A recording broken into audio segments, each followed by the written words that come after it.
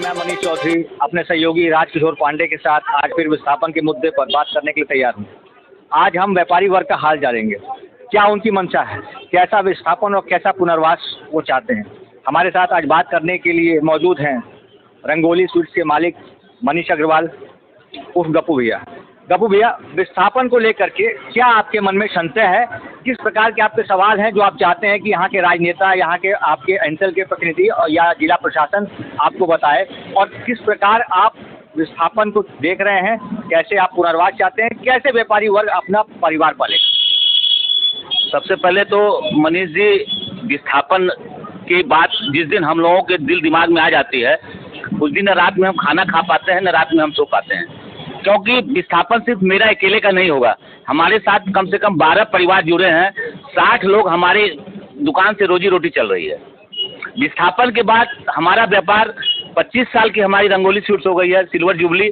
आदमी जीवन पर्यंत सोचता रह जाता है जो 25 वर्ष हो जाएगा, लेकिन हम लोग सड़क पे आ जाएंगे। न हमारा व्यापार भलगड़ में चलेगा, न खिरवा परताली में चलेगा। ये भलुगढ़ का नाम कहाँ से आ गया? क्योंकि अभी कई लोगों से हमने सुना है भलुगढ़ के बारे में अभी तक अंचल प्रबंधन स्पष्ट रूप से कहा ही नहीं है। जो भी यहाँ पे सिंगरौली विस्थापन मंच के नेता है, वो जाकर के बैठक किए, मूवमेंट्स ऑफ मिनट्स के बारे में जो कुछ भी कागज बाहर निकले हैं भलुगढ़ के बारे में विशेष चर्चाएं में ये कहा गया है कि उस पर विचार किया जा रहा है। पर एक ऐसा प्रोपेगेंडा कई लोगों से सुनने को मिला, ऐसा प्रोपेगेंडा तैयार किया जा रहा है कि नहीं, पूरा का पूरा विस्थापन भलुगढ़ और उसके आसपास ही हो। जैसे कुछ लोग भलुगढ़ को ऐसा बोल रहे हैं जैसे भलुगढ़ सिंगापुर हो गया है। अभी तो आसपास वहाँ 10 किलोमीटर क्षेत्र में बिल्कुल वीरान है। आज आप हम लोगों को वहाँ बसा के, क्या लोग जो वहाँ का भलुगढ़ का माने जो प्रतिनिधित्व कर रहे हैं वो भलुगढ़ में बसेंगे क्या? एक भी आदमी हमको बता दे जो हम भलुगढ़ में मकान बनाएंगे तो हम भलुगढ़ जाने के लिए तैयार है। हमारा व्यापार वहाँ चल जाएगा, लोग गारंटी लेंगे।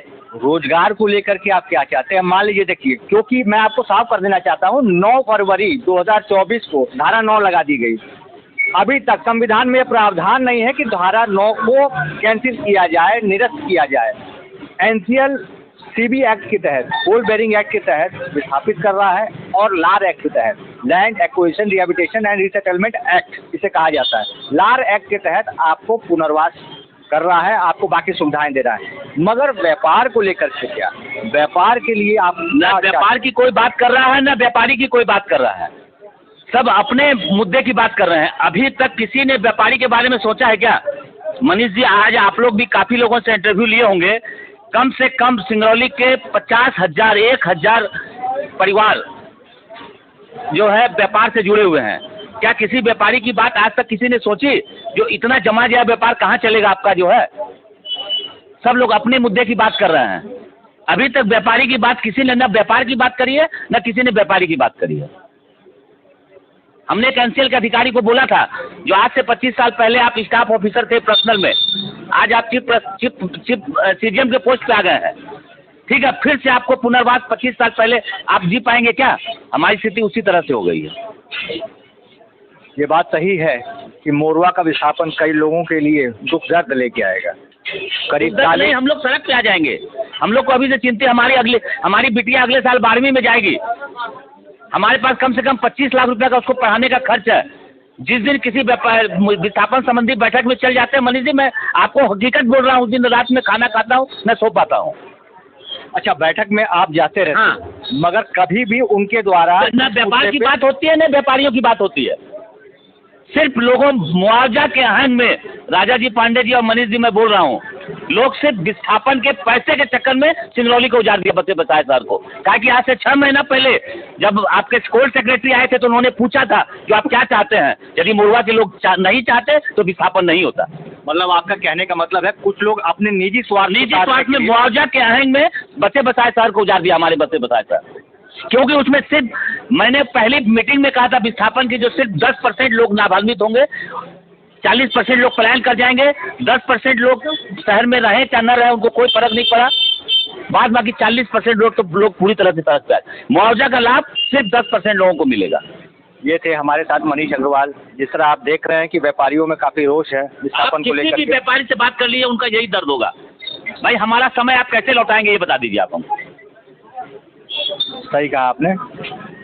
इन सारे मुद्दों को लेकर के यहाँ जो जिला प्रशासन है उसे विचार करना चाहिए।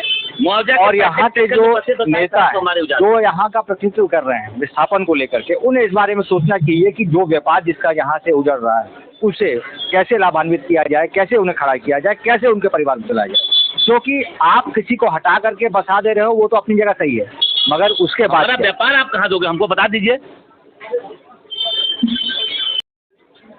कई लोग हमारे पास आते हैं, मुआवजा मिलेगा भैया, फिर लोग बोलते हैं हमारा भी फंस रहा है, उसी में लोग बोलते हैं।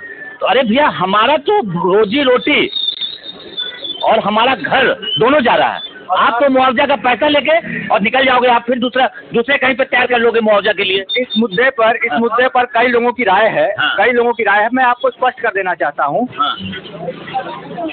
आपको स्पष्ट कर देना चाहता हूँ कि देखिए हम लोग यहाँ पर विस्थापित हो रहे हैं और कई लोग ऐसे हैं जो बाद में आके बसे या खाली मुआवजे को लेकर के अपने मकान बना रहे हैं। 10 नंबर वार्ड में मुआवजा लिए वो प्रभावित कहलाएंगे। यहाँ के विस्थापित तो यहाँ के विस्थापित हैं, मेन दर्द उनका कोई समझ नहीं सकता। कई लोग मनीष जी 10 नंबर में मुआवजा लिए 5 नंबर में जाके बना लिए, फिर 5 नंबर में मुआवजा लेंगे बरगवा में जाके बना लेंगे। उनका एक धंधा हो गया, लेकिन हमारा व्यापार भी जा रहा है और हमारा घर भी जा रहा है। और भी लोग हमारे साथ बात करने के लिए हैं। क्या नाम है आपका? मेरा नाम अशोक ठाकुर है। मेरा नाम अशोक ठाकुर है। अशोक ठाकुर जी, विस्थापन को लेकर के क्या कहना चाहेंगे आप? विस्थापन को लेकर के यही कहेंगे है कि सब मुआवजा के चक्कर में मरौली से 10 नंबर से उजड़ा कहा करके बना, रोड उस पार से उजड़ा कहा के बना ली रोड इस पार, फिर रोड इस पार फंसा 10 नंबर में तो फिर बना लिया आकर के 5 नंबर में 4 नंबर में लोग बस गए जा करके है। अब है विस्थापन सही ढंग से हो है, और हम लोग का जो रोजी रोटी जा रहा है, दुकानदारी जा रहा है, खत्म हो रहा है। जो इतना दिन से आज 37-38 साल से हम सिंगरौली में बसे हुए हैं। हाँ, एक सैलून चलाते हैं हम। ये अगर चला जाएगा तो रोजी रोटी और मकान भी जा रहा है, तो कहाँ से कहाँ हम लोग। 1.5 महीना हो गया, धारा 9 लगे। आपको पता है कि आपको कहाँ बसाया जा रहा है और अंचल आपको क्या सुविधा दे रही है? हमको ये पता है कि भालूगढ़ लोग बोल रहा था, लेकिन वो रहने के लायक जगह नहीं है। लोग बोल रहे थे, अंचल प्रबंधक आगे आके कुछ बोला अभी कि नहीं, कि जिला प्रशासन को प्रतिनिधि आके बोला है? नहीं, कोई नहीं बोला है, लेकिन हम सुन रहे हैं, पेपर के जरिए न्यूज हम पढ़ रहे हैं, समाचार के माध्यम से आपको सुनने को मिला है कि भाई भालूगढ़ में बसाने का प्लान है, मगर आप लोग भालूगढ़ को लेकर के नहीं जाना चाहते, यही कहना है? नहीं, हाँ, भालूगढ़ में हम लोग नहीं जाना चाहते हैं।